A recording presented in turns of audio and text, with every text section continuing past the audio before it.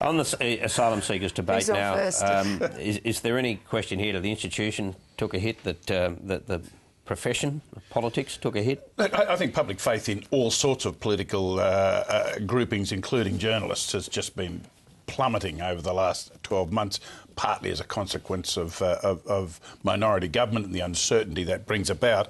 And it's everywhere, as I say, political journalists, the public service, the High Court, but particularly the Parliament and politicians. And I think a lot of people switched off.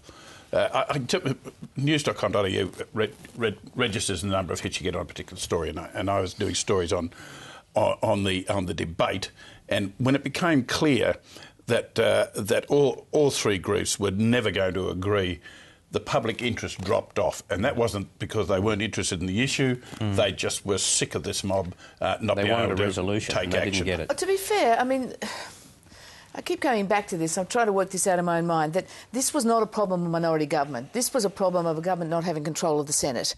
And this was the problem Howard faced with the GST, but he talked Megley's around. The Greens wouldn't be talked around. And I think, yes, I'm sure people, Jeff Kitney's line that you read to the PM, people hate this minority parliament and they hate it even more now.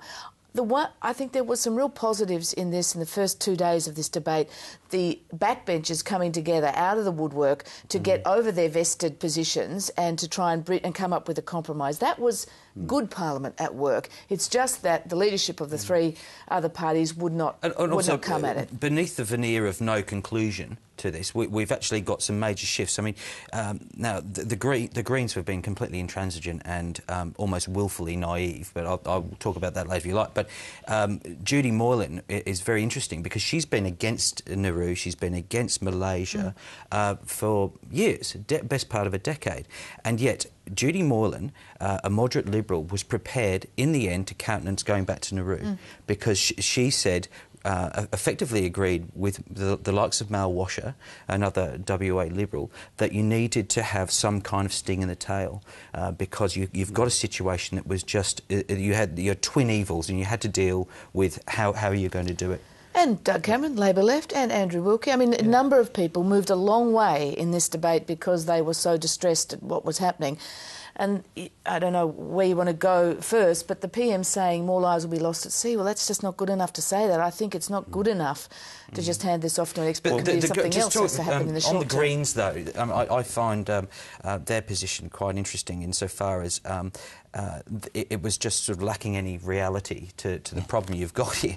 Now, their solution was to simply to increase the intake by 20,000, process faster. Now, I think that alone would be a pull factor within the region, perhaps from Malaysia down to Indonesia. But you're not dealing with the way that people smuggling has developed in the last few years, and that is you've got people taking boats directly from Sri Lanka to Australia, and you've got people who can leave places like Quetta and to Tehran, and they can get onto a boat that's heading for Christmas Island within 48 hours. Now, processing is not going to, in itself, is not going to solve it. Yeah, you talk about the Greens, sure, and it wouldn't surprise me if this makes it very difficult for Adam Bandt to be re-elected, just anecdotally, because I think they make the mistake of thinking those who vote for Adam Bandt are Greens, whereas in fact there are a lot of disgruntled Labor Liberal people. They wanted action from them on this and they didn't get any. I think it might hurt them. Well, on that point, it was interesting when Mr Wilkie had his surprise motion, which was essentially a fair bit of rubbish, at 3:30 a.m. in the morning. Well, he wanted people to vote on a bill that no one had ever seen, which is a little, pushing it a little, even at 3:30 in the morning. Half of them weren't even in Canberra at that point. And Adam Bandt was not in the chamber for the vote, which is not that he did something wrong. A lot of people weren't in the chamber for the vote. In the morning. But I would not be surprised if Mr Wilkie goes back to Tasmania and points out that he was there fighting in the trenches, but the only Green wasn't, which might help him in Tasmania.